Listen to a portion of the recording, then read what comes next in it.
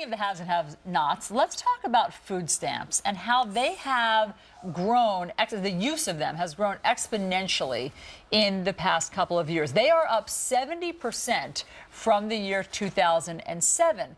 And, of course, that's when the recession started. And they have just made these a giant leap every year. And what does that say about now that we are starting to recover? 2011 has a tremendous use of food stamps. How can we stop this trend of people signing up for them? Maybe get out of this recession, perhaps, is one way to do it. But we'll put some numbers up on the screen for you. It's remarkable. The number of Americans on food stamps last year, 45 million. And to Ellie's point, is a 70% increase from 2007. But what the CBO is saying is that, look, because of this jump in spending on food stamps, it came at a point during the stimulus money in 2009.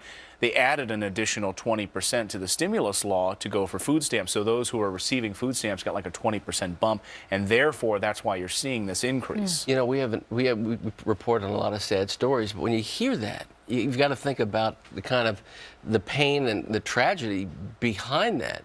And you think about children who don't have food and people who need food stamps. So you say, God, we're in a tough spot in some ways when so many people, and there's such a dramatic increase in it, are saying to the government, I need food. Absolutely. It's a tough Absolutely. situation. And in terms of government spending, yes, there's been a lot of government spending on this, but I think that everybody would agree that government spending on food for people who don't have it is a lot better than a Las Vegas conference. You know, when $4 shrimp? Right, $4 shrimp. Actually, think about what you can spend with a $4 shrimp. Right. So, but you're right. The tragedy is how exponentially it's grown, though during recessions you do see this jump in food stamps, but now it is higher than ever. Well, I mean, and I think people, it's more than plateauing. I mean, people are saying, well, I can't get a job. I can't get a full-time job. I have to only get a part-time job. And I can't make ends meet. They say, where's the opportunity? Yeah, there's been a lot of criticism on those who perhaps don't make enough money, and there are millions of Americans who don't pay taxes. House Minority Leader Nancy Pelosi coming to the defense of those who she says have been attacked disproportionately for not earning enough. And she says, look, they do pay taxes. They pay payroll taxes. But she went a step further and said something eye-raising. Take a listen.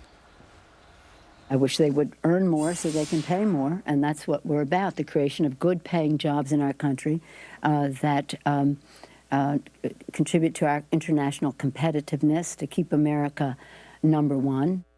There was a moment there where I think she realized what she said. I wish they could earn more so they could pay more. And then she realized, to the poor, referring to taxes, and where she thought, oh, that's not going to be good tomorrow morning. And so then she talked about international competitiveness. I mean, it sort of reminds you of when she said, we have to pass the health care bill. You know, we'll find out what's in it after we pass it.